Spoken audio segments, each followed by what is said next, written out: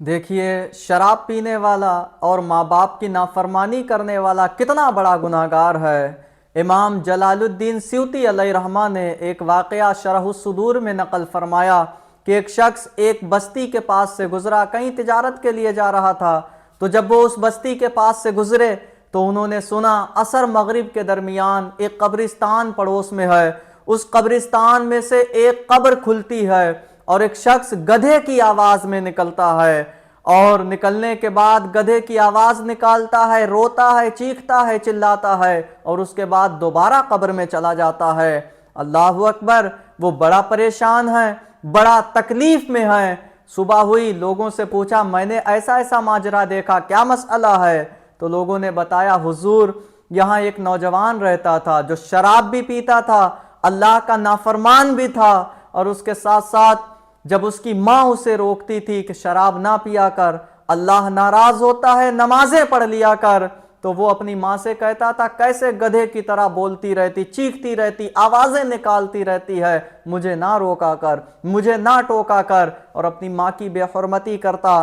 جب سے وہ مرا ہے تب سے ہم دیکھ رہے، جب بھی عصر مغرب کا وقت آتا ہے وہ شخص گدھے کی آواز اس کے چہرے کو نکال کر کے باہر آتا ہے، اور ڈھینچو ڈھینچو جو گدھے کی آواز ہوتی وہ آواز نکالتا اور روتا چیختا چلاتا ہے، مغرب کے وقت پھر اپنی قبر کے اندر چلا جاتا ہے۔ تو پیارے، سمجھ میں یہ آیا، شراب سے اللہ ناراض ہوتا ہے، بڑی سخت، جب تک شراب کے قطرے اس کے اثرات انسان کے جسم کے اندر موجود ہوتے ہیں اس کا ایمان اس کے دل سے نکال دیا جاتا ہے۔ جو شراب کی حالت میں مر جائے، علماء فرماتے ہیں اس کی نماز جنازہ نہ پڑھی جائے، اللہ اکبر، اس سے اللہ ناراض رہتا ہے، اس کے بچوں کی عزتیں خراب ہوتی ہیں، بچے سماج میں سر اٹھا کر کے نہیں جی پاتے، وہ اپنی زندگی بھی ختم کر رہا ہوتا، ماں باپ بھی شرمندہ ہو رہے ہوتے، کبھی کہیں نالی میں، کبھی کہیں کوڑے پر، کبھی کہیں گھورے پر پڑا ہوا ملتا ہے، اور بچوں کا فیوچر برباد ہوتا ہے، وہ الگ کی چیز ہے۔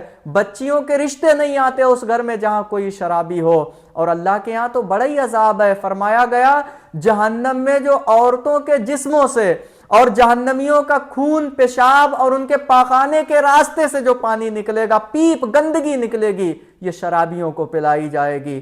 بچیں، توبہ کریں، اللہ معاف کرنے والا ہے۔ اپنی دنیا و آخرت کو بھی آباد کریں، اپنے بچے، ریلیٹیوز، رشتہ داروں کی بھی عزتوں میں اضافہ کریں۔